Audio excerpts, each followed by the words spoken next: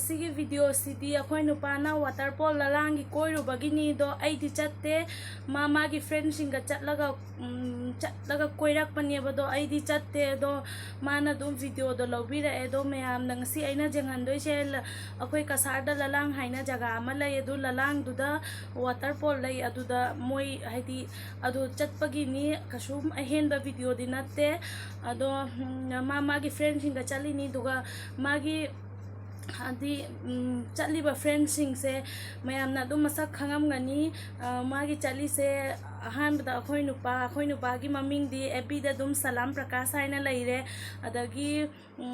kano salam prane masu chatle dugaidi rakesh singh haina adum su chatle adaidi ranbir lukram masu chatle adaidi biplop singh masu chatle adaidi lamabam ratish moi honaraga chatpani adaidi alex mitai haina su yaubani do moi mai mamanaba singa chatpani do mayam video se yengminasi jesa moina chatpada khotpada lambi kari kari namakpado dum mayam jengminasi do mayam ngasi akhoida mi ama koire ado koirakpa mi doi mayam da jenghalakke. Hi mayam, aina salam nandita do hojik YouTube ta video happy birthday mi ba duna aigi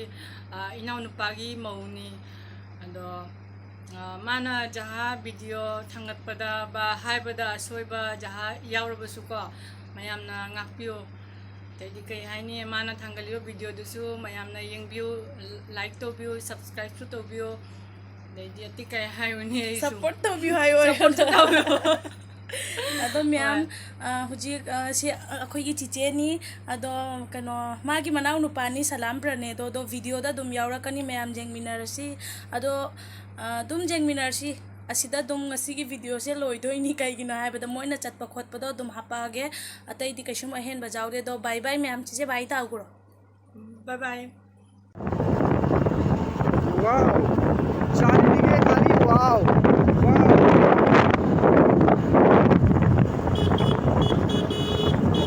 lalang goisati waterfall nai khairu rage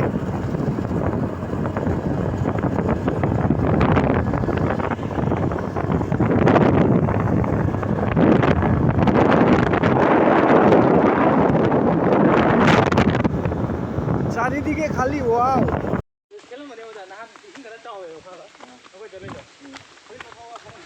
ইসিং Makhan দি তারে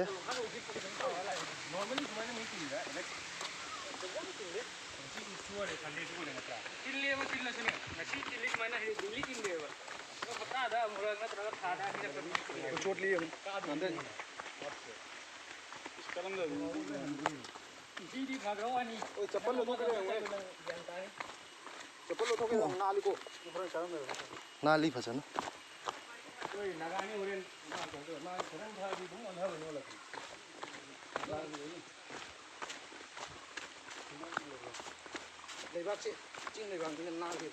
main bus दो पांच चले भुवन चली रहा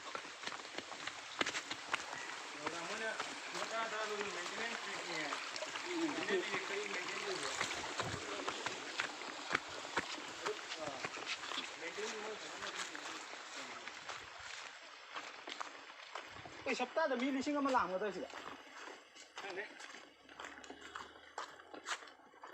जुजे काय देख छे न पुरा इसिंग मपान थम थौ सिया र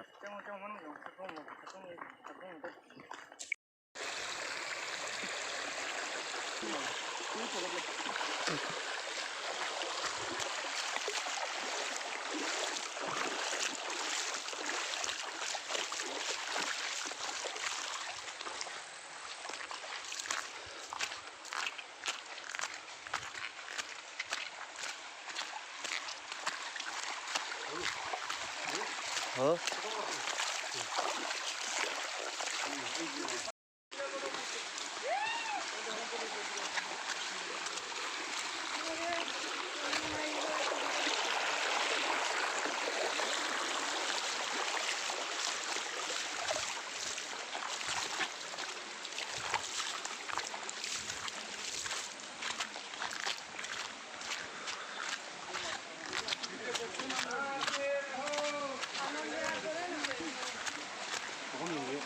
डेंगा नहीं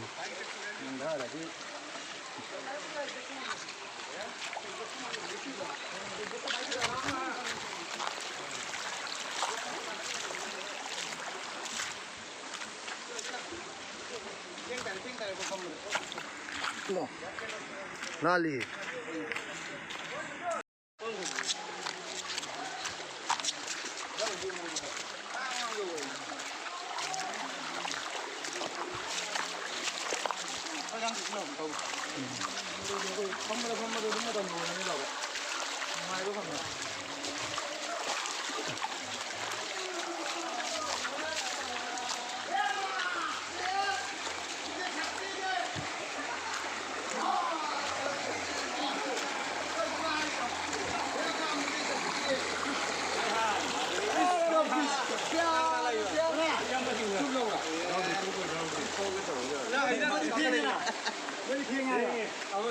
那天个来都给你弄。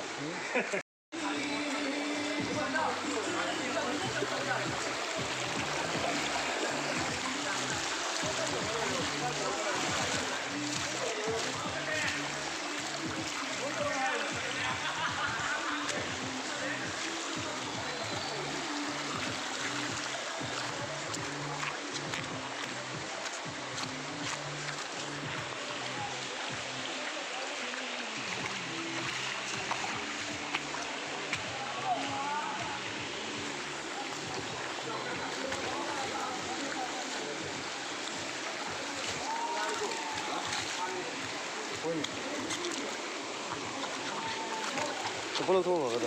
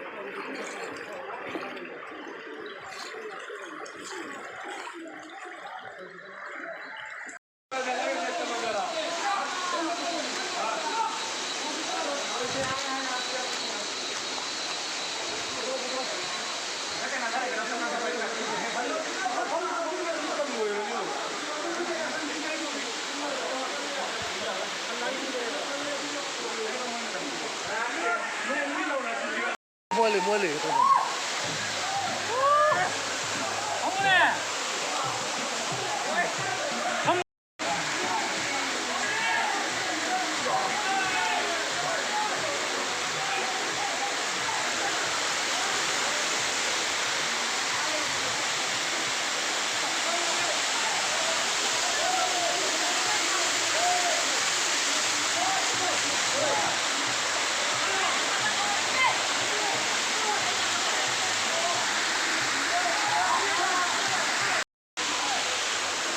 都练你。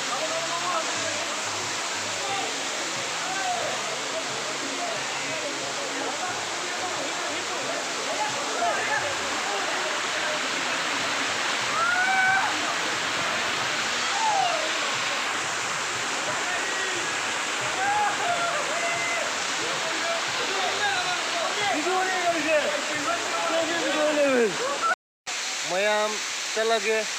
machine loide inga